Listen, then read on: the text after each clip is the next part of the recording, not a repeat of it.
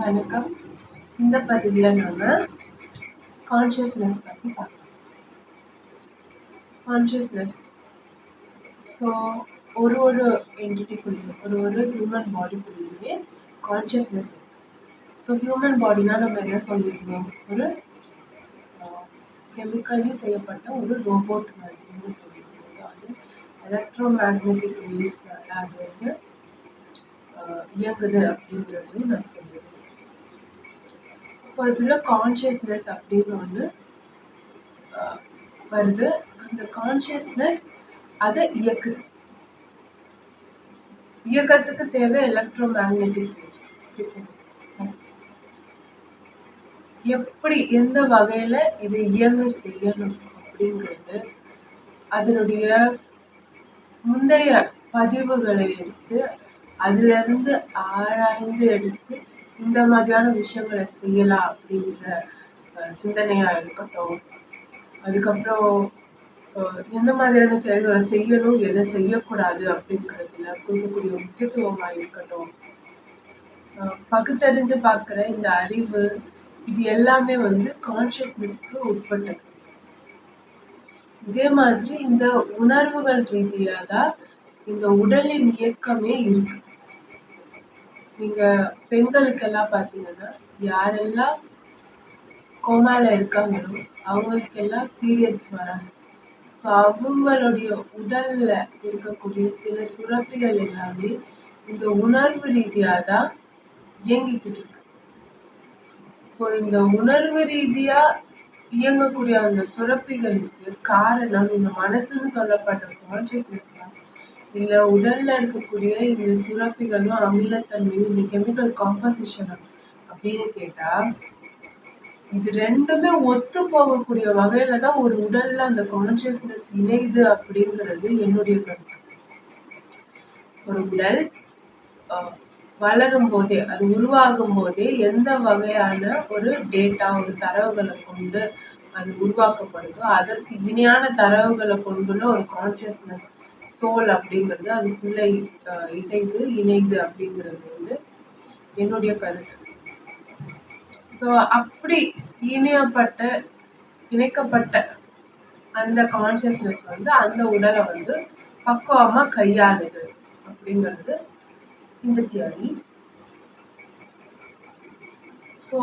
ஒரு உடலுக்கு எப்படி அதற்கான தரவுகள் இருக்கும் அப்படின்னு கேட்டீங்கன்னா, ஒரு உடலுக்கு தன்னுடைய தாய் தந்தை ரத்த வம்சாவளிகள் மூலமா ஜெனட்டிக்கா டிஎன்ஏல வரக்கூடிய தரவுகள் தான் அந்த குழந்தைக்கும் வரும். அப்படி அந்த குழந்தையோட உடம்பு உருவாகும் போது சில தரவுகளாலும் சில பதிவுகளாலும் தான் உருவாகும். குழந்தை எப்படி உருவாகுது? ஒரு கருமுட்டை, அதற்கு பிறகு அதனும் செல்லும் ஒரு நீர்த்தடிக்கப்படாத ஒரு விந்தணு. ஏன் அது நீர்த்தடிக்கப்படலைன்னா, இந்த கருப்பையினால நீர்த்தடிக்க முடியாத அளவுக்கு அமிலத்தன்மை வாய்ந்த அப்படிப்பட்ட தரவுகளை கொண்ட ஒரு ஸ்பெர்ம் தான் அங்க வந்து சர்வைவ் ஆகும். அது சர்வைவ் ஆகும்போது அதை வந்து கொஞ்சம் கொஞ்சமா அதோட டேட்டா வளர அது இது சமநிலைப்படுத்தப்படுத்த அந்த உடலே வந்து வளருது. முதல்ல இரண்டும் சேரும் போது ஒரு லைட் அங்க உண்டாகும், ஒரு கெமிக்கல் ரியாக்ஷன். அங்கதான் லைஃப் பிகின்ஸ். அப்படி அந்த உடல் கொஞ்சம் கொஞ்சமா வளரும் போது பஞ்சேந்திரியங்கள் எல்லாம் வளர்ந்து வந்ததுக்கு அப்புறம் என்ன ஆகுது அப்படின்னா, முதுகுத்தண்டு, மூளை இதெல்லாம் வளர்ந்து வந்ததுக்கு அப்புறம் கான்சியஸ்னஸ் கரெக்டாங்க போகுது. நான் போன வாட்டியே சொல்லியிருந்தேன், கான்சியஸ்னஸ்ன்றது நம்மளோட ஆக்சசபிள் ரேஞ்ச்ல இல்லை அப்படின்னா, நம்ம பார்க்கக்கூடிய கேட்கக்கூடிய ஆடிபிள் விசிபிள் ஃப்ரீக்வன்சி ரேஞ்சுக்குள்ள இல்லாத ஒரு பொருளா இருக்கிற பட்சத்துல அதற்கான புரிதல் நமக்கு இல்லாம இருக்கலாம்.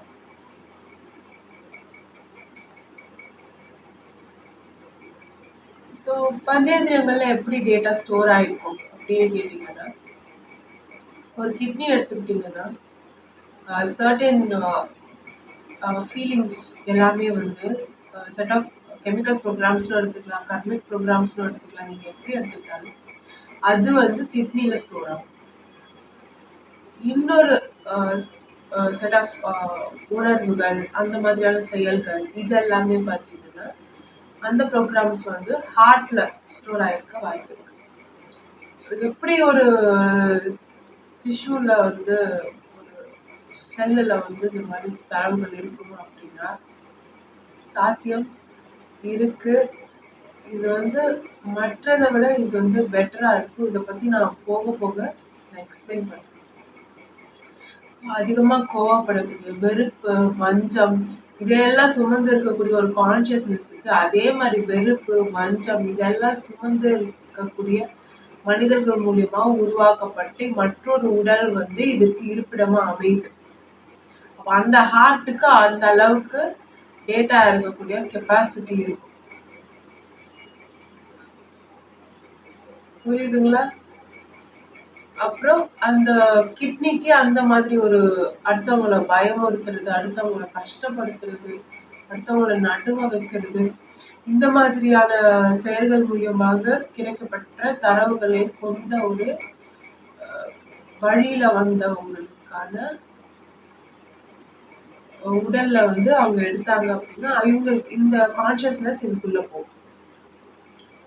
இப்போ திடீர்னு அவதார்ஸ் எல்லாம் வராங்களே அப்படின்னா முன்னாடியே சொல்லிருந்து ஆல்பா ஒமேகா அப்படின்னு சொல்லிட்டு கெட்டவங்க எல்லாம் இருக்கிற குடும்பத்துல ஒரு குழந்தை நல்ல குழந்தையா பிறக்கும். அதோட உடல் எப்படி இருக்கும்னா அது ஒமேகாவா இருக்கும். அத்தனை டேட்டாவையும் தாங்கக்கூடிய வகையில அது வந்து ஆல்கலினான ஒரு உடம்பா இருக்கும். அதால அந்த டேட்டா அந்த ஹீட்டை வந்து தாங்க முடியும். ஸோ அவங்க வந்து கான்சியஸ்னஸ் ஆக்டிவேட் பண்ணும்போதும் சரி, இல்ல அவங்க வந்து குண்டலினி டிரான்ஸ்ஃபர்மேஷன் அப்பவும் சரி, அவங்களால வந்து அதிக ஹீட்டை வந்து தாங்க முடியும். அப்போ ஆசிட் வந்து சரமாரியா வந்து இன்க்ரீஸ் ஆயிட்டே இருக்கும். நிறைய பேருக்கு அந்த ஸ்டேஜ்ல கேன்சர் வரதுக்கு கூட வாய்ப்புகள் இருக்கு. சரி சரி. இப்போ ஒரு உடல் எப்படி ஒரு கான்சியஸ்னஸ் ஒரு சோல் அப்படின்னு நீங்க சொல்றது எப்படி ஒரு உடலை எடுக்குது அப்படின்னு பார்த்தோம். எப்படி எடுக்குதுன்னா அந்த டேட்டாக்கும் அதே மாதிரியான சிமிலர் டேட்டா அதே ஃப்ரீக்வன்சியில் இருக்கக்கூடிய ஃப்ரீக்வன்சி பேண்ட்விட்த் இருக்கக்கூடிய ஒரு உடல் அங்கே அமைய பெறும்போது இந்த சோல் வந்து அந்த உடலை எடுத்துக்குது.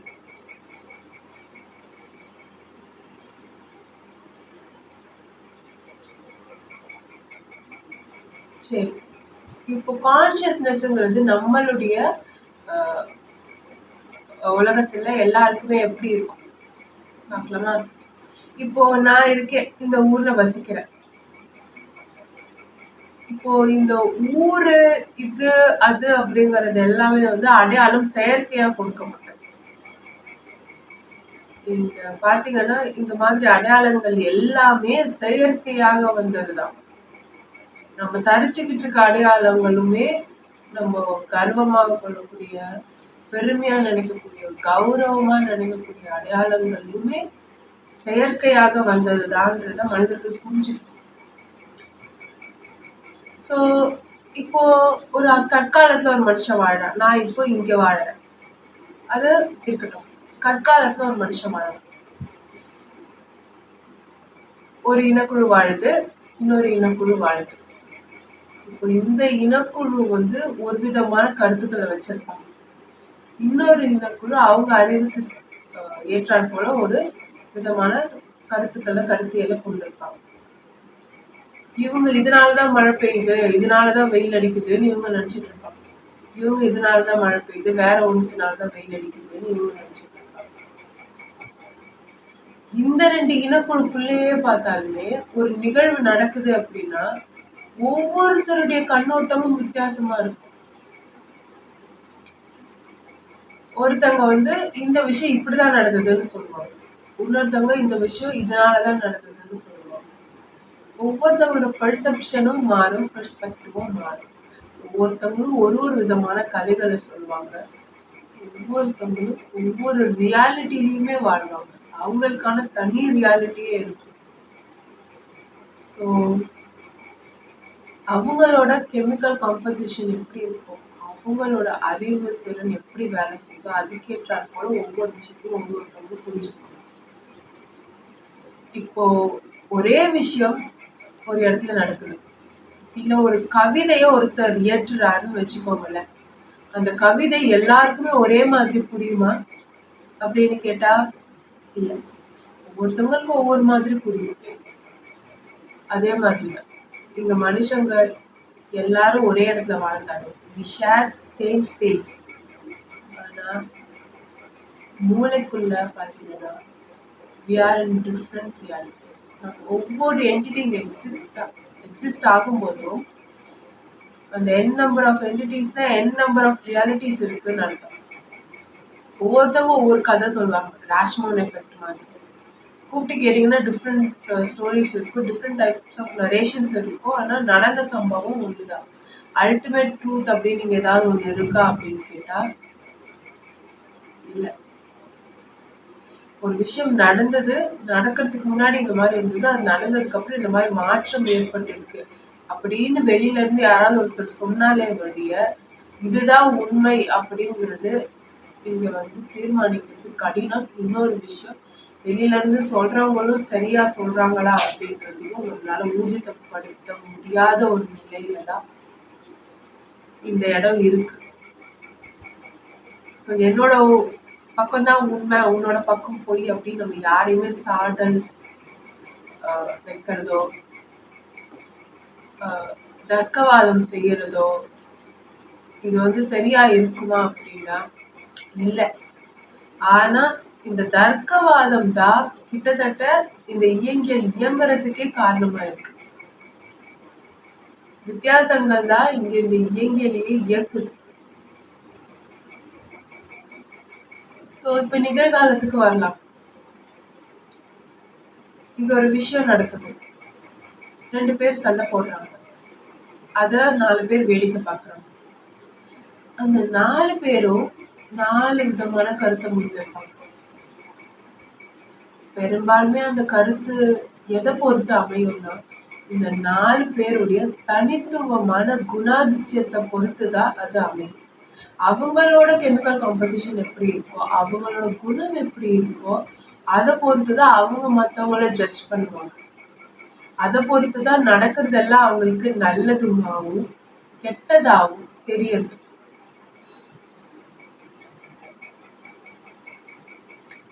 சோ இப்படி மனுஷங்க இருக்கிற பட்சத்துல இவங்களை எப்படி ஒரு நெறிமுறைக்குள்ள கொண்டு வந்து இவங்களை கையாள்றது அப்படின்னு பாத்தீங்கன்னா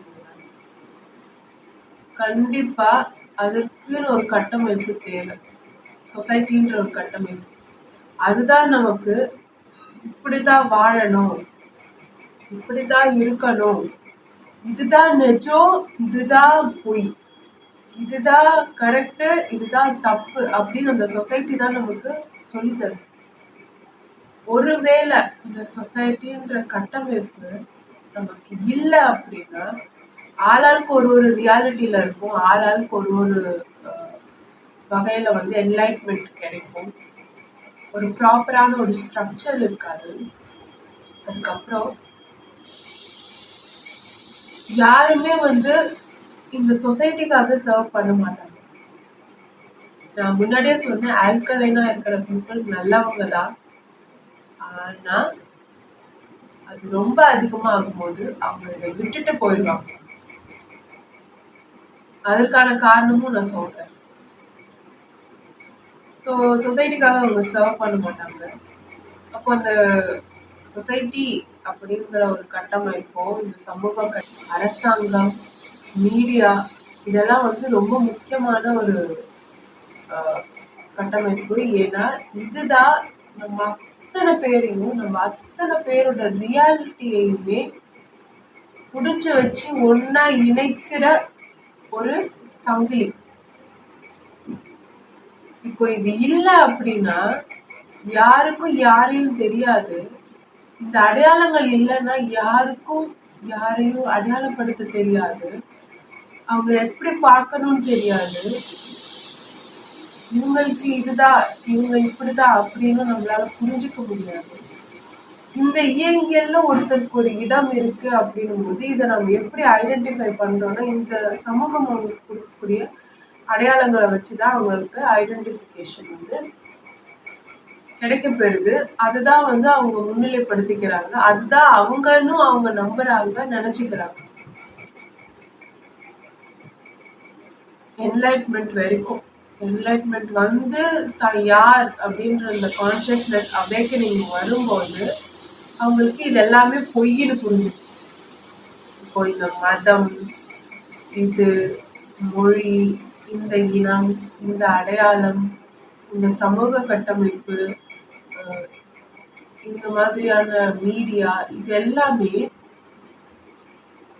நீங்க என்லைட்மெண்ட் ஆற வரைக்கும், உங்களுக்கு உண்மை புரியுற வரைக்கும் உங்களை வழிகாட்டி கூட்டிட்டு போகும். உண்மை புரிஞ்சதுக்கு அப்புறம் உங்க கான்சியஸ்னஸ் ஆக்டிவேட் ஆனதுக்கு அப்புறம் சூப்பர் கான்சியஸ்னஸ், சப்கான்சியஸ்னஸும் கான்சியஸ்னஸும் சேரும் போது, சூப்பர் கான்சியஸ்னஸ் ஆக்டிவேட் ஆகும்போது நம்ம என்ன பண்ணுவோம், நமக்கு ரியாலிட்டி புரிய ஆரம்பிக்கும். அது வரைக்கும் நமக்கு இந்த இயங்கியல் வந்து ஏதோ ஒரு வழியில கைட் பண்ணிக்கிட்டே இருக்கும்.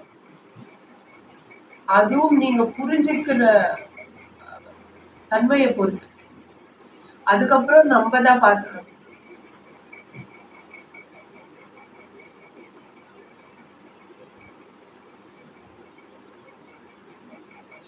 நானும் முன்னாடி நினைச்சேன் இந்த கவர்மெண்ட், இந்த மீடியா, இவங்க கொடுக்குற போலியான அடையாளங்கள் இதெல்லாம் எதுக்கு. ஆனா ஆராய்ச்சி பண்ணி பார்க்க தான் எனக்கே தெரிஞ்சது இந்த மாதிரி அடையாளங்கள் இல்லை அப்படின்னா நம்ம இந்த அளவுக்கு எவால்வ் ஆகி இருக்கவே மாட்டோம். அதுக்கு அடுத்து என்னன்னு தெரியாது. ஸோ இந்த மாதிரியான கட்டமைப்பு ரொம்ப முக்கியம். ஆனா அது ஆக்கப்பூர்வமா இருக்கணும். ஏதோ ஒரு இடத்துல அதீத அமிலத்தன்மை இந்த இடத்துல பாயும் போது அந்த நிலப்பரப்புல வாழக்கூடிய மக்களுடைய பிளட் லைன்லயுமே அந்த ரத்த வம்சாவளி வேர்க்கால்கள்லயுமே பாயும் போது அந்த மக்களுக்கு கிட்டத்தட்ட அசிடிக் ட்ரேட்ஸும் அந்த அப்படிப்பட்ட நேச்சரும் மாறும்போது அவங்க வேற மாதிரி மாறுறாங்க. அப்ப அவங்க கையில இந்த அரசாங்கமோ இந்த மாதிரியான மக்களை கட்டுப்படுத்தக்கூடிய சில சமூக கட்டமைப்புகள் அவங்க கையில அவங்க எடுத்திருக்கும் போது அது ரொம்ப தப்பா மிஸ்யூஸ் பண்ணப்படுது. ஸோ மனிதர்கள் எப்பவுமே தன்னிலையில இருக்கிறாங்களா, கெமிக்கலி பேலன்ஸ்டா சமநிலையில இருக்கிறாங்களான்னு நம்ம பார்க்கணும். அதுல இருக்கிற வரைக்கும் பிரச்சனை கிடையாது. அவங்களுக்கு எது சரி எது தப்புன்னு என்லைட்மெண்ட் ஆன பீப்புளுக்கு கண்டிப்பா தெரியும். ஆகாத பட்சத்துல அவங்க தவறான முடிவுகளை எடுக்கிற பட்சத்துல அவங்க மட்டும் இல்ல மற்றவங்களையும் ஒரு சேர கூட்டி கொண்டு போய் குழியில விடுறதுக்கான அமைப்புகள் அதிகம். ஸோ கான்சியஸ்னஸ் அப்படின்றது நம்மளோட மனசுன்னு சொல்லுவோம். கான்சியஸ்னஸ் உங்களுடைய ஹார்மோன்ஸை கண்ட்ரோல் பண்ணும், பிளட் கெமிக்கல்ஸ் எல்லாத்தையுமே வந்து கண்ட்ரோல் பண்ணும். நீங்க சில பேர் சொல்றத பார்த்துருப்பீங்க, எனக்கு இந்த விஷயம் சாப்பிட்டா அலர்ஜிக்கா இருக்கும், இதை சாப்பிட்டா எனக்கு கோபம் வரும் அப்படின்னு சொல்லுவாங்க. இது சாப்பிட்டா நான் ரொம்ப நல்லா ஃபீல் பண்ணுவேன், எனக்கு கட்டு நல்லா இருக்கும், எனக்கு சந்தோஷமா இருக்கும், அதனால நான் இதை சாப்பிட்றேன் அப்படின்னு சொல்லுவேன்.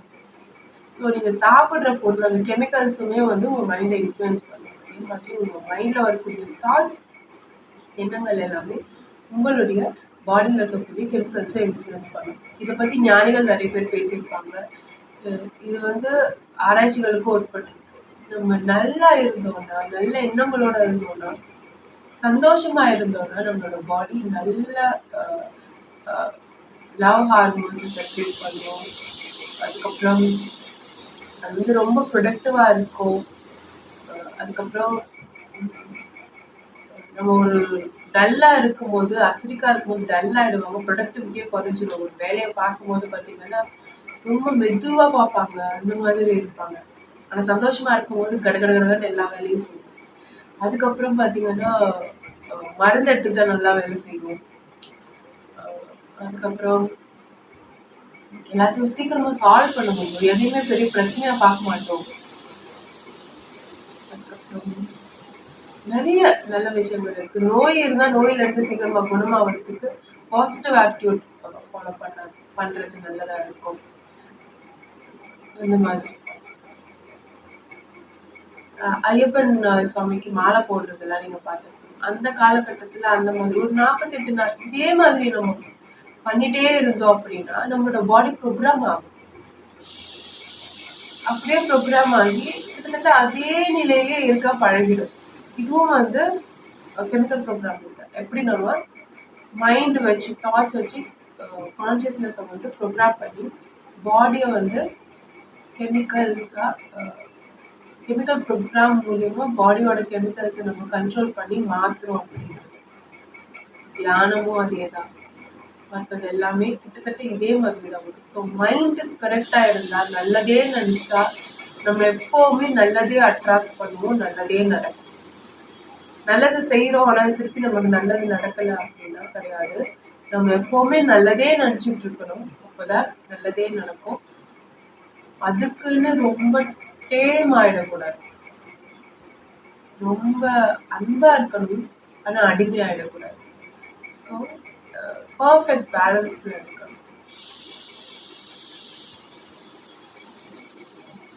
ஸோ கான்சியஸ்னஸ் அப்படிங்கிறது நம்மளோட மனம் அப்படின்னு சொல்லணும்.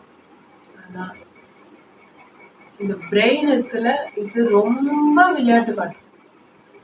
கலெக்டிவ் கான்சியஸ்னஸ், இந்த கலெக்டிவ் டேட்டாஸ் எல்லாம் எடுத்துட்டு வந்து ஒரு அழகான ஸ்டோரியா அதை ஃபேப்ரிகேட் பண்ணி நம்ம கையில நம்புற மாதிரியே எடுத்துட்டு வந்து கொடுத்துரும். ஸோ எது உண்மை எது பொய்ன்னு தெரியறதுக்குள்ள ரொம்ப பெரிய குழப்பமே நடக்கும். இது ஒரு பெரிய ஸ்டோரி கதை பின்னி வச்சிரும் நம்மளோட மூளையே.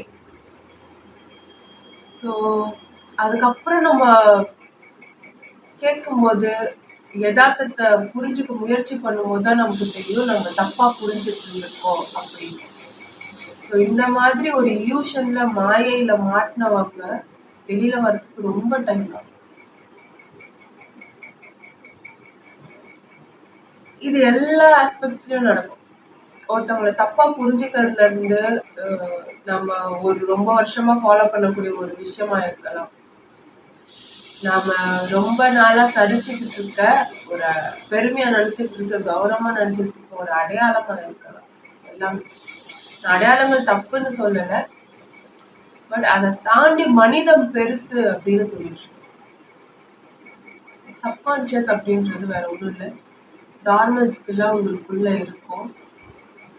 ஜெனட்டிக் மெமரி கூட இப்படி வந்து ஆக்டிவேட் ஆகும். இந்த விஷயம் உங்களுக்கு தெரிஞ்சே இருக்காது, இதுக்கு முன்னாடி பரிச்சயமாவே இருக்காது. ஆனா அதை பத்தின ஸ்கில்ஸ் வந்து அதை எப்படி ஹேண்டில் பண்ணணும் அப்படின்ற ஸ்கில்ஸ் வந்து உங்களுக்கு திடீர்னு தெரியும். ஸோ இது வந்து ஜெனட்டிக் மெமரி. ஆனா இது ஆர்டிஃபிஷியலா பண்ணலாமா அப்படின்னா பண்ணலாம். அதுவும் நான் சொல்றேன். ஒரு விஷயம் இப்படிதான் நடக்கணும்னு இல்லை, அதை 4 விதமா நடத்தலாம். ஸோ இது வந்து ஜெனட்டிக்கா இந்த மெமரி வந்து நாம எடுத்து அந்த தரவுகளை வந்து கையாளுறது, சரியான நேரத்துல கையாளுறது. இதெல்லாம் சப்கான்சியஸா. நீங்க சப்கான்சியஸா என்ன நினைக்கிறீங்களோ அதுதான் உங்களுடைய கெமிக்கல் காம்போசிஷனே வெளிப்படுத்தும்.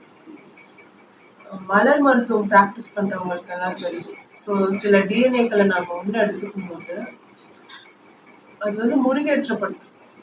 முருகு அப்படின்னா என்னன்னா அந்த டிஎன்ஏ வந்து இன்னும் ஜெனட்டிக் அப்டேட் எடுக்கிற மாதிரி இந்த ஃப்ளவர்ஸோட டிஎன்ஏவை எடுத்துட்டு ஆல்கஹால் ஆசிட்ல போட்டு அந்த மாதிரி ப்ராசஸ் பண்ணி அதை வச்சிருப்பாங்க. ஸோ டைல்யூஷன் வந்து பவர்ஃபுல்லாக இருக்கும். எப்படி மனுஷங்க ஆதிகால மனுஷங்களை விட இப்போ இருக்க மனுஷங்க வந்து ஜெனட்டிக்கா ஜீன் முருகேறி இப்போ இருக்கிறவங்க நல்லா இருக்காங்களோ அதே மாதிரி இந்த மலர் மருத்துவம் ஹோமியோபதியிலலாம் பார்த்தீங்கன்னா அதே தான் டிஎன்ஏ வந்து ஆசிட் போட்டு இது பண்ணியிருப்பாங்க. அதோட டைல்யூஷன்ஸ் வந்து பவர்ஃபுல்லாக இருக்கும் எப்போவுமே. ஸோ அந்த மலர் மருத்துவத்தை நம்ம எடுத்துக்கும் போது சில கிளான்ஸ்ல செக்ரேட் ஆகக்கூடிய ஆசிட்ஸ் நல்லா செக்ரேட் ஆகுறதுனால நம்ம நல்ல விஷயங்களை அட்ராக்ட் பண்ணுவோம். அதையும் தாண்டி நம்மளும் ப்ரொடக்டிவா இருப்போம், வேலை சீக்கிரமா செய்வோம், சந்தோஷமா இருப்போம், நம்ம மூடே மாறிடும் இல்லையா? ஸோ நம்மளோட மைண்டுக்கும் உள்ள இருக்க நம்ம பாடியில இருக்க கெமிக்கல்ஸுக்கும் ஹார்மோன்ஸுக்கும் சம்மந்தம் இருக்கு. அதுல முக்கியமான ஒரு விஷயம் இந்த சப்கான்ஷியஸ். இந்த கெமிக்கல்ஸ் எப்படி இருக்கோ அதுதான் நம்மளோட சப்கான்ஷியஸ். அதுதான் அது ஆணித்தனமா நம்பும். அது நம்புறத நம்ம இல்ல பொய் அப்படின்னு சொல்லி மாற்றம் கொண்டு வந்தோம் அப்படின்னா அதால தாங்க முடியாது. அது ரொம்ப வலி அனுபவிக்கும். ஆனா கொஞ்சம் கொஞ்சமா இந்த சப்கான்ஷியஸ்ல நம்ம மாற்றம் ஏற்படுத்தணும் அப்படின்னா, கான்ஷியஸ்ல மாற்றம் ஏற்படுத்தி சப்கான்ஷியஸ்ல மாற்றம் ஏற்படுத்தணும்னா நிஜமாலே நம்ம உடல்கள்லயுமே மாற்றம் இருக்கும், நம்ம கெமிக்கல் காம்போசிஷன்லயும் மாற்றம் இருக்கும். நான் இது ஹிப்னோசிஸ் மெத்தடோட ஒப்பிட்டு சொல்லலாம். இன்னொன்னு நீங்க பார்த்திருப்பீங்க, நான் கேள்விப்பட்ட வரைக்கும் ஒரு சீடர் அவங்க ஒருத்தவங்களை ஃபாலோ பண்றாங்க. ஸோ அவங்க ஃபாலோ பண்ணிட்டே இருக்கும்போது ரொம்ப அவங்களோட கருத்துக்கள்லாம் பிடிச்சு போய் ஃபாலோ பண்ண ஆரம்பிச்சு கடைசியில இவங்களோட ஒரு ஒரு லேடி அவங்களும் ஒரு லேடி.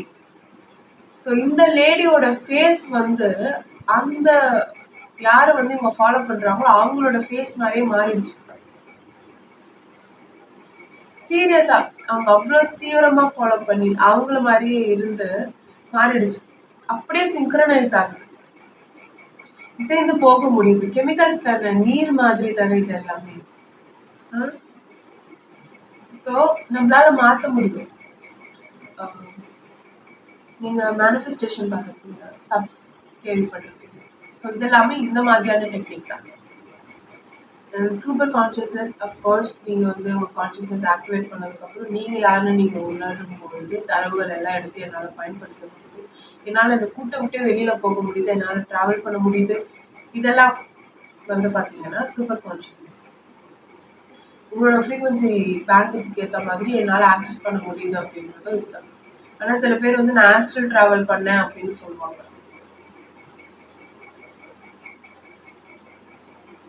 ஆனா சயின்ஸ்ல ப்ரூவ் பண்ண முடியாது. ஏன்னா சில விஷயங்கள் உங்க மூளையும் ஏமாத்தும். ஸோ உங்க மூளை ஏமாத்துறதா இருக்காது, இல்ல அது ஒரிஜினலா அப்படின்னு நிரூபிக்கிறது ரொம்ப கஷ்டம். அந்த மாதிரியான சமயத்துல இந்த மாதிரி கூற்றுகளை முரணா பாக்குறதோ இல்ல தவிர்க்கிறதோ வழக்கமா இருக்கு இப்போ வரைக்கும். ஆனா என்னதான் இருந்தாலும் ஃபீல் பண்ணவங்களுக்கு அதுதான் அப்படின்னு நினைப்பாங்க. அதுக்கு அடுத்த லெவல் எல்லாம் ஃபீல் பண்ணும்போது தான் தெரியும் முந்தைய லெவல் நம்மளோட ஒரு லூசிட் ட்ரீமிங் மாதிரி கூட இருந்திருக்கலாம் அப்படின்னு. So what ever you experience is your reality.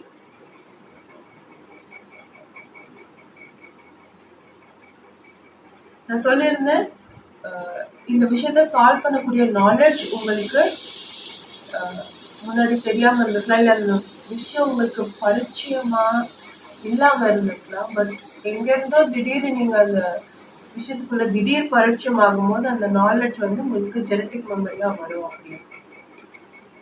ஒருவேளை இது ஆர்டிஃபிஷியலா பண்ணலாமா அப்படின்னு கேட்டா எஸ் பண்ணலாம். எலக்ட்ரிக் சிக்னல்ஸ் மூலியமா ஒருத்தவங்க பிரெயின்குள்ள இந்த டேட்டாவை நம்மளால கடத்த முடியும். அவங்க ஒரு ஹியூமன் டவரா, ஃபுல் ஹியூமன் டவரா கரெக்டா டிரான்ஸ்ஃபார்ம் ஆனதுக்கு அப்புறம் நம்மளால இதை பண்ண முடியும். சப்ஸ் மாதிரி. ஸோ ஃபர்ஸ்ட் எல்லாம் பார்த்தீங்கன்னா அந்த தரவுகளுக்கு ஏற்ற மாதிரி லிமிட்டட் கான்ஷியஸ்னஸ் தான் இருக்கு. அப்போ எல்லாம் டேட்டா கம்மியா இருக்கு, ஆசிட் கம்மியா இருக்க மக்கள், அந்த மக்கள் என்ன பண்ணுவாங்க, ஒரே மாதிரி பேட்டர்ன் தான் பண்ணிட்டே இருப்பாங்க, திரும்ப திரும்ப ரொட்டீன் லைஃப். அப்போ எவால்வ் ஆகி கான்ஷியஸ்னஸ் கொஞ்சம் அதிகமா இருக்கக்கூடிய குழந்தைகள் உடல்கள் பிறக்கும் போது என்னாகும், வேற ஒரு லைஃப் ஸ்டைலுக்கு பரிச்சயப்படுவாங்க. அவங்க வித்தியாசமா எக்ஸ்ப்ளோர் பண்ணுவாங்க, வித்தியாசமா பார்ப்பாங்க. அதுக்கடுத்து இன்னும் அவங்களுடைய லைஃப் ஸ்டைல் மேம்படும். அதுக்கடுத்து பார்த்தீங்கன்னா இன்னும் கொஞ்சம் எவால்வ் ஆக இன்னும் நிறைய விஷயம் சயின்ஸ் ரிலேட்டடாக அவங்க கண்டுபிடிப்பாங்க. அதுக்கப்புறம் சமூகத்துக்கு புதிய புதிய ஆக்கப்பூர்வமான படைப்புகள் வரும். அந்த மாதிரியான நிகழ்வுகள். அதுக்கடுத்து இன்னும் அவங்க எவால்வ் ஆகாங்க. இதுக்கு நடுவுலயே ரொம்ப ஹை ஃப்ரீக்வன்சியில் இருக்கக்கூடிய ஹையர் டைமென்ஷன் சோல்ஸ் வரதுக்கும் வாய்ப்புகள் இருக்கு. அந்த மாதிரி கான்சியஸ்னஸும் இருக்கிறதுக்கு வாய்ப்பு இருக்கு, அவேக்கன் ஆகிறதுக்கும் வாய்ப்பு இருக்கு. ஆனா அவங்க எல்லாம் லோன்லியா ஃபீல் பண்ணுவாங்க. ஏன்னா இவங்களுக்கும் அவங்களுக்கும் அவ்வளோ பெரிய ஒரு கேப் இருக்கும். இவங்களோட அறிவுத்திறன் ரொம்ப கம்மியா இருக்கும், அவங்களோடது ரொம்ப அதிகமா இருக்கும். அவங்க பேசுறது இவங்களுக்கு புரியாது, இவங்க பேசுறது அவங்களுக்கு புரியாது. இவங்களுக்கு இருக்க பொட்டென்ஷியலை விட அவங்களுக்கு அதிகமா இருக்கும், இவங்க பண்றது அவங்களுக்கு போர் அடிக்கும். ஸோ அப்படி இருக்கும்போது அவங்க தனியா கைவிடப்பட்டதா உணர்வாங்க. அப்படிப்பட்டவங்க வரலாற்றுல நிறைய பேர் இருக்காங்க. அவங்க புக்ஸ் எல்லாம் எழுதி வச்சுட்டு போவாங்க. அந்த புக்ஸ் எல்லாம் நீங்க பாத்தீங்கன்னா அந்த காலகட்டத்துல இப்படிப்பட்ட மனுஷங்களா அப்படின்னு தோணும். பட் பார்த்தா அவங்க எல்லாமே அந்த காலகட்டத்துல கொண்டாடப்படாத மனிதர்கள். வித்தியாசமான பெர்செப்ஷனுடைய அட்வான்ஸ் சொசைட்டில எப்படி ஒரு கண்ணோட்டம் இருக்குமோ அதை அப்போ அந்த கருத்தியலை கொண்ட மனிதர்கள் அவங்க. ஆனா அப்போ அவங்களை புரிஞ்சுக்கிறதுக்கு யாரும் இல்லை. அந்த மாதிரி உடல்களும் அந்த மாதிரி சோல்ஸும் அங்க போகும். அதுதான் நம்ம ஸ்டார் சீட்ஸ்ன்னு சொல்றோம், லைட் வேவ்ஸ்னு சொல்றோம், அவதார்ஸ்னு சொல்றோம், இல்லை ஹையர் டைமென்ஷன் சோல்ஸ்னு சொல்றோம், அவேக்கன் கான்சியஸ்னஸ்னு சொல்றோம் சயின்ஸ். ஸோ இப்படியே நம்ம பரிணாம வளர்ச்சி அடைஞ்சுட்டே வரும்போது இந்த சமூகம் அப்படின்ற கட்டமைப்பு ரொம்ப முக்கியம். ஒரு காலகட்டத்துல திடீர்னு சமூகம்ன்ற கட்டமைப்பை விட்டுட்டு நம்ம எல்லாரும் தனித்தனியா போயிட்டோம்னா அடுத்த வளர்ச்சி போறது ரொம்ப கஷ்டம். ஏன்னா அவங்க ஆல்கலைனா மாறிட்டாங்க அப்படின்னும் போது அவங்க உச்சத்தை தொட்டுட்டாங்க, நிறைய டேட்டா வந்துருச்சு, நல்லா அவங்களுக்கு அறிவு வந்துருச்சு அப்படின்னும் போது ஒரு விரக்தியும் வரும், அன்பும் வரும், பாசமும் வரும், ஒரு விரக்தியும் வரும். அவங்க அதை கைவிட்டுட்டு போறதுக்கான வாய்ப்புகள் ரொம்ப இருக்கு. அப்ப அவங்களுக்கு அவங்க அறிவுக்கு ஏற்றாற் போல அந்த அவங்களுக்கு தேவையான விஷயங்களை அங்க அமைச்சு கொடுக்கணும். அப்பதான் அவங்களுக்கு இயக்கம் இருக்கும், அவங்களுக்கு அது மேல ஒரு பற்று இருக்கும். இல்லைன்னா அது கலைஞ்சிடும். சொசைட்டி அந்த சோசியல் ஸ்ட்ரக்சர்ன்றது மனுஷங்க டெவலப் ஆக அவங்களுக்கான களத்தை, அவங்களுக்கு அந்த சரியான அவங்க அறிவை யூஸ் பண்றதுக்கான ஏற்ற இடமா அதை மாற்றி கட்டமைக்கிறதுக்கு ஒரு எவால்வ்டு சொசைட்டியே கூட இருக்கணும். அந்த மாதிரி எவால்வான பீயிங்ஸ் கூட இருந்து கைட் பண்ணிட்டே வந்தாதான் இந்த மாதிரி ஒரு டிரான்ஸ்ஃபர்மேஷன், எவல்யூஷன் நம்ம சிறப்பான முறையில எடுத்துட்டு வர முடியும்.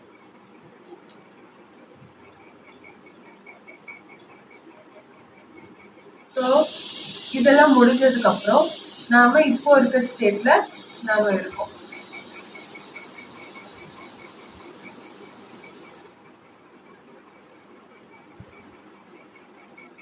சரி, இப்போ ஓரளவுக்கு நல்லா நம்ம எவால்வ் ஆயிட்டோம். எவால்வ் ஆனதுக்கு அப்புறம் நமக்கு நம்மளோட கான்சியஸ்னஸ் நம்ம யூஸ் பண்றோம், அறிவு இருக்கு, எல்லாமே இருக்கு. ஆனா நம்மளோட பேண்ட்வித் தாண்டி, ஃப்ரீக்வன்சி பேண்ட்வித் தாண்டி நம்மளால ஆக்சஸ் பண்ற அளவுக்கு நமக்கு கெப்பாசிட்டி இருக்கு அப்படின்னும் போது நமக்கு இந்த எலக்ட்ரோ மேக்னெட்டிக் ஃபீல்டு பத்தலை அப்படிங்கிறது ஒரு பெரிய குறையா இருக்கு. இப்போ புரியுற மாதிரி சொல்லணும்னா, ஆல்பால இருந்து நீங்க ஒமேகாவா மாறிட்டீங்க, ஆல்கலினா மாறிட்டீங்க, அப்படியே இருக்கீங்க, அன்பா இருக்கீங்க, பாசமா இருக்கீங்க. ஒரு கட்டத்துல விரக்தி வருது, டிட்டாச்மெண்ட் ப்ராக்டிஸ் பண்றீங்க, எல்லாத்தையும் விட்டுட்டு போறீங்க. அப்போ உங்களுக்கு ஊக்குவிக்கிற வகையில இந்த மாதிரியான மனுஷங்க பெருகாம இருக்கிறதுக்கும் திரும்ப திரும்ப நடக்காம இருக்கிறதுக்கும் என்ன பண்ணணும் அப்படின்னா, இந்த எலக்ட்ரோ மேக்னெட்டிக் ஃபீல்டை கொஞ்சம் அப்படி இன்க்ரீஸ் பண்ணணும். அப்படி இன்க்ரீஸ் பண்ணோம் அப்படின்னு சொன்னா அவங்களுக்கு தேவையான ஆசிட் இருக்கும், கிடைக்கும் அவங்களுக்கு. நான் ஆல்கலைனா இருக்கிறதுனால தானே நான் அப்படி இருக்கேன். எதையுமே கண்டுக்காம, எதையுமே இஷ்டப்படாம, எது நடந்தாலும் நடக்கட்டும். எனக்கு புரிஞ்சிருச்சு இந்த ரியாலிட்டி எப்படி நடக்குது. இதுல என்னால எந்த மாற்றமும் இயற்ற முடியாது அப்படின்னும்போது, நான் என் பர்ப்பஸ சர்வ் பண்ணாலும் எனக்கு எதுவும் இங்க கிடைக்க போறதில்ல அப்படிங்கும்போது, நான் ஏன் இத பண்ணணும்? ஒரு பொம்மலாட்டம் மாரி இந்த விஷயத்த நான் ஏன் எடுத்துட்டு போகணும்? யாருமே உண்மையா இல்ல. அது வேற. ஏன்னா அசடிக்கா இருக்கிற பீப்பிள் எல்லாருமே பொருளோடமை கொண்டாடுவாங்க. இது எனக்கு வேணும், அது எனக்கு வேணும். ஆனா ஆல்கலைனா இருக்கவங்களுக்கு தெரிஞ்சிரும் இதெல்லாம் உண்மை கிடையாது. ஸோ அவங்க அப்படியே வேற ஒரு நிலைக்கு டிரான்ஸ்ஃபார்ம் ஆகும். அது ஆகாம இருக்கிறதுக்கு கொஞ்சம் இந்த எலக்ட்ரோமேக்னெட்டிக் ஃபீல்ட இன்க்ரீஸ் பண்ணோம் அப்படின்னு சொன்னா, அவங்களும் கொஞ்சம் பேலன்ஸ்டா இருக்கிறதுக்கும், இந்த சமூகத்தோட ஒத்து போறதுக்கும் சரியா இருக்கு. ரொம்ப ஆல்கலைனா ஆனாலுமே பிரச்சனை தான். ரொம்ப அசிடிக்கா இருந்தா நோய் வந்துரும்னு சொன்னேன். ரொம்ப ஆல்கலைனா இருந்தா எல்லாத்தையும் விட்டுட்டு போயிடணும். அதே மாதிரி ரீப்ரொடக்ஷன் நடக்காது ஆல்கலைனா இருக்கும். அசிடிக்கா இருக்கும்போது அதீத அளவுல ரீப்ரொடக்ஷன் இருக்கும், ப்ரீடிங் இருக்கும். ஸோ இந்த மாதிரி ஃபீல்டை சேஞ்ச் பண்ணும்போது அசிடிக்கா இருக்க சில பீப்புளுக்கு ஒவ்வாமை வர்றதுக்கும் நோய்கள் வர்றதுக்கும் வாய்ப்பு இருக்கு. ஏன்னா அவங்க ஆல்ரெடி ரொம்ப அசிடிக்கா இருப்பாங்க. அந்த சூழ்நிலையில இப்படி ஃபீல்டு சேஞ்ச் பண்ணும்போது ஆசிட் அதிகமாகும். எலக்ட்ரோ மேக்னெட்டிக்னால என்ன, எலக்ட்ரிக்கோ மேக்னெட்டிக்கோ தானே. ஸோ எலக்ட்ரிக்னும் போது எலக்ட்ரான்ஸ் போது ஆசிட் அதிகமாகும்போது திடீர்னு ஒவ்வாமையும் நோயும் வர்றதுக்கான வாய்ப்பு இவங்களுக்கு இருக்கு. ஆல்கலினுக்கு அது கம்ஃபர்டபுளா இருக்கும். அவங்களோட செயல்திறன் இன்க்ரீஸ் ஆகிறதுக்கும் அது ஏற்ற சூழ்நிலையா இருக்கும். இப்போ பாத்தீங்கன்னா நிறைய பேருக்கு இந்த மலை இருக்க இடங்கள்ல போனா அவங்களுக்கு நல்ல தாட்ஸ் வரும். அவங்களால ப்ரொடக்டிவா ஒர்க் பண்ண முடியும். ஆக்கப்பூர்வமான கருத்துக்கள் வரும், சிந்தனைகள் வரும்.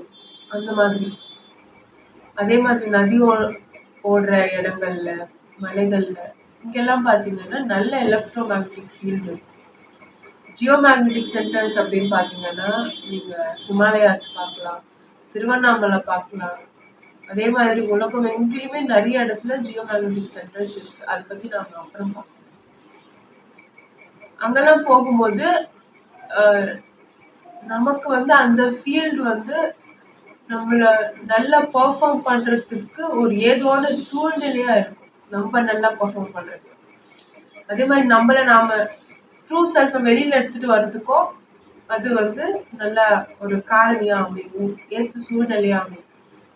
இப்போ சிட்டியில எப்படி இருக்கோம் நாம அப்படின்னு கேட்டா, இந்த மாதிரி இப்போ இருக்க இந்த ஃபீல்டுல ஒரு போன்சாய் மரம் எப்படி இருக்கும், அதால பெருசா வளர முடியும், தன் கிளைகளை பரப்பி வானத்தையே தோன்ற அளவுக்கு நெடுந்தூரமா உயரமா வளர முடியும். வேர்க்கால்களை கீழே அப்படி வேர்க்கால்கள் பரவி அதன் மூலியமா நிறைய மரங்கள் கூட கனெக்ஷன் வச்சுட்டு அதால வாழ முடியும். ஸோ கிட்டத்தட்ட லைட்டை ப்ராசஸ் பண்ணி இந்த ஏஞ்சலுக்கு எலக்ட்ரிசிட்டி ப்ரொடியூஸ் பண்ற அளவுக்கு அதுவும் ஒரு கடத்தியாவே வாழும் ஒரு மரம். எந்த ஒரு மரத்தை எடுத்துட்டாலும் அப்படிப்பட்ட அந்த மரத்தை முடக்கி ஒரு குட்டி தொட்டியில கொண்டு வச்சுட்டு அது எப்படி முடக்கி போட்டு நம்ம வாழ வைக்கிறோமோ அதே மாதிரிதான் நாமளும் அதால கனிகளை கொடுக்க முடியும். அதே மாதிரி நம்மளாலையும் குழந்தைகளை பெற்றுக்கொள்ள முடியும் அட் அ சர்டன் எக்ஸ்டென்ட்.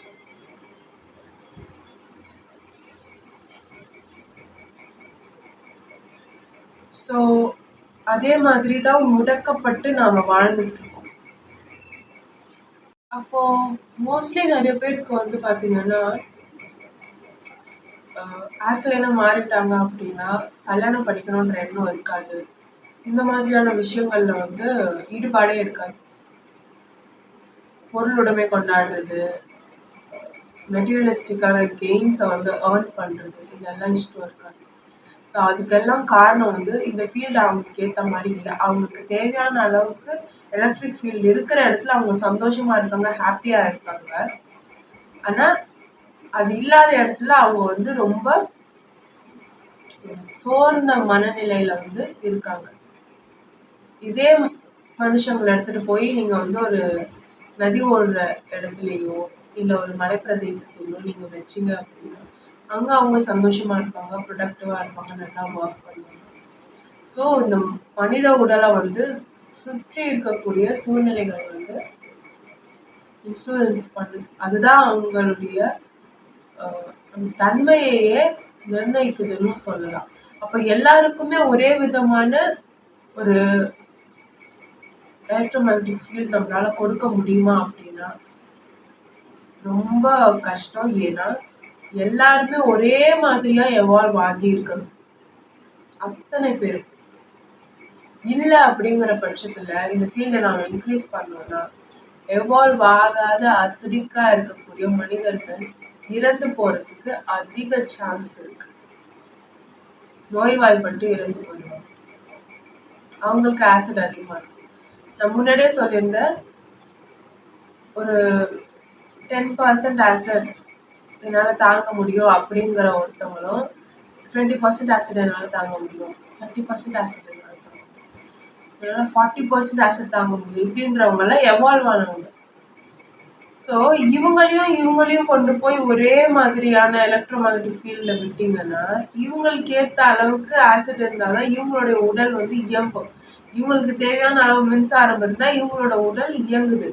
இங்க அந்த ஆற்றல் இருக்கும்போது இவங்களுக்கு வந்து அது அதிகம், இவங்களுக்கு ரொம்ப அதிகம். அது இவங்க உடல் அதுல இயங்காது, பாதிப்புக்கு உள்ளாகுது. ஸோ எல்லாருமே அவங்களோட பெஸ்ட் வெர்ஷன்ல இருக்கணும்னா அவங்கவுங்க அவங்கவுங்க இடத்துல அவங்கவுங்களுக்கு ஏற்றாற் போல இடத்துல இருக்கணும். இன்னொன்னு நீங்க பாத்தீங்கன்னா வளர்ந்த நாடுகள்னு சொல்லப்படக்கூடிய நாடுகள் எல்லாத்துலயுமே மக்கள் தொகை கம்மியா இருக்கும். வளர்ந்து கொண்டு வருகிற நாடுகள்னு எந்தெந்த காலகட்டத்துல எந்தெந்த நாடுகள் இருந்ததோ அப்ப எல்லாம் அந்த நாடுகள்ல மக்கள் தொகை அதிகமாவே இருந்திருக்கும். ஏன்னா அந்த நேரத்துல அந்த மக்களுடைய ரத்த வம்சாவழியில இந்த தரவுகள், இந்த ஆசிட் வந்து ஃப்ளோ ஆயிருக்கும். அப்ப இது எப்படி நடக்குது அப்படிங்கறது வந்து நான் இன்னொரு பதிவுல சொல்றேன். இப்போ இது மட்டும், இந்த பார்ட் மட்டும் கேளுங்க. அப்போ அங்க இருக்க மக்கள் ரொம்ப ஹைலி அசிடிக்கா இருக்கும்போது என்ன ஆகும் அப்படின்னா கலகங்கள் நிறைய மூடும். ஆனா கலகத்துக்கு அப்புறம் தான் வழி பிறக்கும். அதுக்கப்புறம் தான் அவங்களுக்கு செல்ஃப் அவேர்னஸ் வரும், அவேக்கனிங் வரும். அதுக்கப்புறம் திடீர்னு ரிலீஜனா இருந்தவங்க எல்லாம் ஸ்பிரிச்சுவலா மாறுவாங்க. ஒவ்வொரு நாடையுமே நீங்க எடுத்து பார்த்துக்கிட்டாலுமே இப்படிதான் நடக்கும். ஃபர்ஸ்ட் அவங்க டெவலப்பிங்கா இருக்கும்போது எப்படி இருந்தாங்கன்னு பாத்தீங்கன்னா இப்படிதான் இருந்திருப்பாங்க. அதுக்கப்புறம் தான் அவங்க நிறைய கலகங்கள் வந்து போர் மூழ்றதுக்கு காரணமே அந்த இடத்துல இருக்கக்கூடிய மக்களுக்கு வந்து அமிலத்தன்மை வாய்ந்த ரத்த வம்சாவழியை கொண்டவங்க எல்லாம் அந்த நேரத்துல அவங்க இருப்பாங்க. அது ஒண்ணு. அதுக்கப்புறம் அந்த நிலப்பரப்புல ஆசிட் அதிகமா இருக்கக்கூடிய அந்த தாக்கம் அதிகமா இருக்கக்கூடிய வாய்ப்புகள் இருக்கும். அதனால அந்த நேரத்துல போர்களும் வரும். அந்த இடத்துல அவங்க அந்த இடத்த விட்டு வேற இடத்துக்கு தஞ்சம் போறதுக்கு ஏதுவா அமையும். அந்த மாதிரியான நிறைய கெட்ட விஷயங்கள் அந்த இடத்துல நடக்கும். அதுக்கப்புறம் அவங்க எவால்வ் ஆனதுக்கு அப்புறம் அவங்க டெவலப்டு கண்ட்ரியா நல்லா இருப்பாங்க. அதுக்கப்புறம் அவங்க அறிவியலாளர்கள், பொறியியலாளர்கள் எல்லாருமே எல்லா துறைகளிலுமே ரொம்ப சிறந்து விளங்கக்கூடிய மனிதர்களா அந்த ரேஸ்ல இருக்கக்கூடிய அந்த மனுஷங்க வந்து வருவாங்க. இதுதான் ஒரு கண்ட்ரி எப்படி எவால்வ் ஆகுது அப்படிங்கிறது.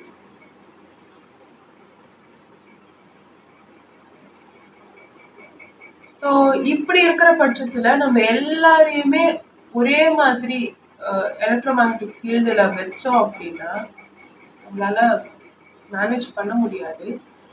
அப்போ எல்லாருமே எவால்வ் ஆகி இருந்தாதான் நம்மளால அதை வந்து யோசிக்கவே முடியும். அந்த அலைன்மெண்ட் வர வரைக்கும் நாம வந்து வெயிட் பண்ணணும். அப்ப எல்லாரையுமே சிங்கிள் கான்சியஸ்னஸ்ல எடுத்துட்டு வர முடியாதா அப்படின்னா இல்ல, முடியும்.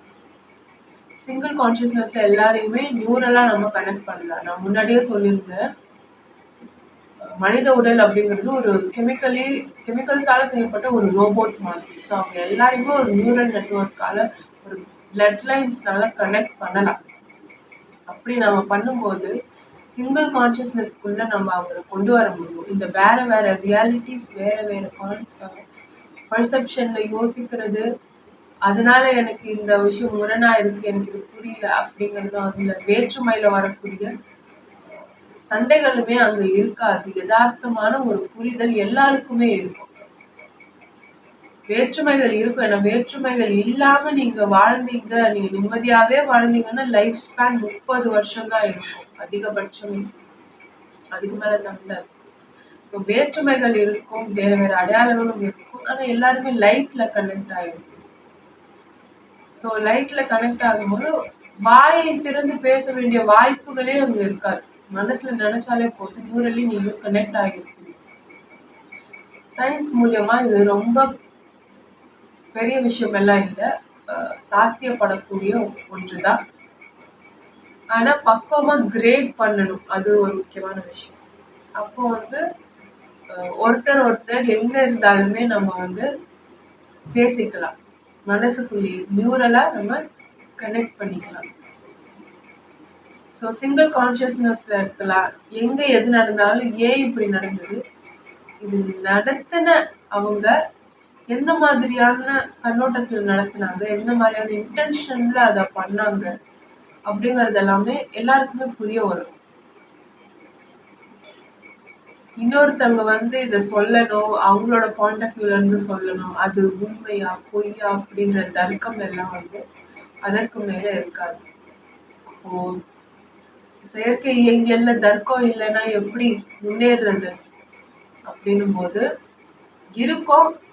ஆனா தர்க்கங்கள் அடுத்த லெவல்ல எவல்யூஷனுக்கு ஏற்றாற் போல ஆக்கப்பூர்வமான முறையில இருக்குமே தவிர இந்த மாதிரி வேற தன்மை கொண்ட விஷயங்கள்ல வந்து இருக்காது. அதே மாதிரி சாடல்கள், போட்டி பொறாமை, இது வந்து இந்த கெட்டது எதுவுமே அங்க இருக்காது, இருக்கிறதுக்கான வாய்ப்பும் இருக்காது. ஏன்னா எல்லாருக்குமே தெரிஞ்சிடும்.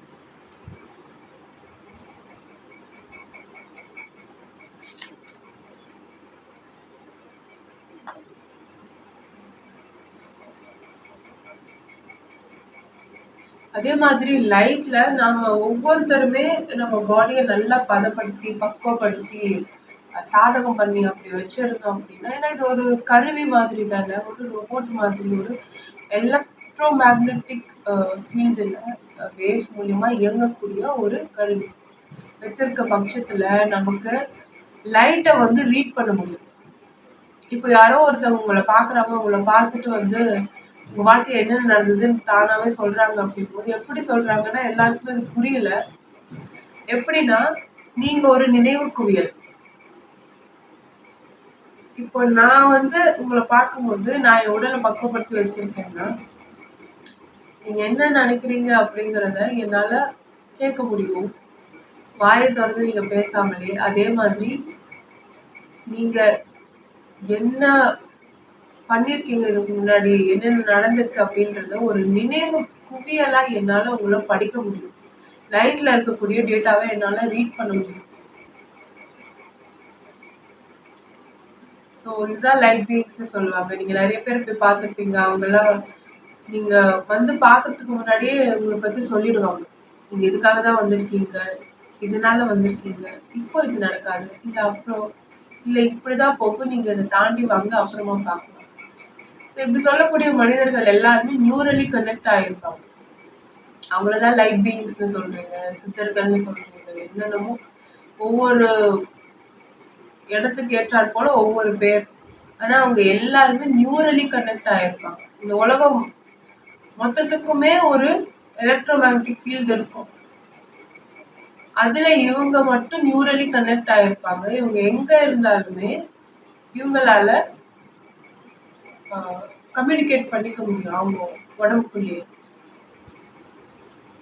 ஸோ அது வந்து அவங்களுக்கு ஆக்டிவேட் ஆகணும் அப்படின்றதுக்காக இவங்க வந்து ஜியோ மேக்னெட்டிக் சென்டர்ஸ்ல போய் செட்டில் ஆகுறதும் இருக்கு. ஃபார் எக்ஸாம்பிள் திருவண்ணாமலை ஒரு ஜியோ மேக்னெட்டிக் சென்டர், இமயமலை ஒரு ஜியோ மேக்னெட்டிக் சென்டர். அந்த மாதிரி இடத்துல போய் அவங்க உட்காரும்போது அவங்களுக்கு அதீத ஃபீல்டு இருக்கும். அதனால அவங்க எப்பவுமே நியூரலி கனெக்டடா இருப்பாங்க. சரிங்களா? இந்த மாதிரி ஆட்கள் வந்து யாராவது அவங்க கிட்ட நோய்வாய்ப்பட்டு போகும்போது அவங்க வந்து ஆல்கலின் ட்ரேட், ஈத்தர் ட்ரேட் பண்ணுவாங்க. ஈத்தர் ட்ரேட்னா என்னன்னா, உங்களுக்கு அமிலத்தன்மை அதிகமா இருக்கும்போது தான் என்ன ஆகும், நோய் வரும். ஏதாவது ஒரு இடத்துல அமிலத்தன்மை அதிகமா இருக்கும்போது தான் அந்த இடத்துல வந்து நோய் வரும், இன்க்ளூடிங் கேன்சர். அப்போ கார்ப்புத்தன்மை கொண்டு அதை சரிப்படுத்திட்டா என்ன ஆயிடும், அது நீர்த்து போயிடும் இல்லையா, குணமாயிடுது. அப்போ ஒரு மனுஷன் அவங்களுடைய புண்ணியத்தை அப்படின்னு சொல்லக்கூடிய அந்த கார்பத்தன்மை, ஆல்கலின், எலக்ட்ரோ மேக்னெட்டிக் ஃபீல்ட, ஈத்தரை அவங்க இன்னொருத்தவங்களுக்கு வில்லிங்கா கொடுக்க முடியுமா அப்படின்னா கொடுக்க முடியும். அதை வந்து ஆல்கலைன் ட்ரேட், ஈத்தர் ட்ரேட் அப்படின்னு சொல்லுவாங்க. ஸோ அந்த மாதிரி பண்ணும்போது ஒருத்தவங்களோட நோயை வந்து நம்மளால குணப்படுத்த முடியும்.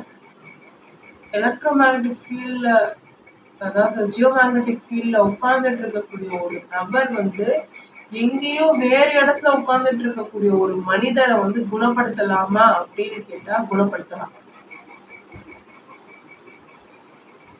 ஆமா, இதெல்லாம் நம்ம வந்து கதைகள்ல வந்து கேக்குற மாதிரி இருக்கும். ஆனா ஃபுல்லி சயின்ஸ். நீங்க கேட்டிருப்பீங்க, இங்க பாம்பு கடிச்சிருக்கு, அங்க இருக்கிறவர் வந்து குணப்படுத்துறாரு அப்படின்னு. அப்போ அவங்க வந்து ஆல்கலின் பாடி வச்சிருப்பாங்க. அவங்களால ஆசிட வந்து அக்செப்ட் பண்ணிக்க முடியும்.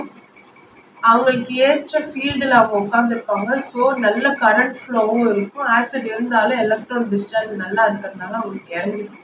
இதை நான் குண்டலினின்ற வீடியோவில் நான் இதை ஷேர் பண்ணுறேன், ஃபுல் டீட்டெயில். அப்படி இருக்கிற பட்சத்தில் அவங்களோட ஆல்கலின் தன்மை இன்னொருத்தருக்கு கொடுத்து அவங்க வந்து இந்த மாதிரி கெமிக்கல் இம்பேலன்ஸ்னால ஏற்படுற நோயில அவதிப்படும் போது அதை சமநிலை செய்ய முடியுமா அப்படின்னு கேட்டா முடியும். எங்கேயோ உட்கார்ந்துட்டு இருக்கவர் இங்க இருக்கிற ஒரு என்டிட்டி கிட்ட இருந்து ஆசிடை எடுத்துக்க முடியுமானா எடுத்துக்க முடியும்.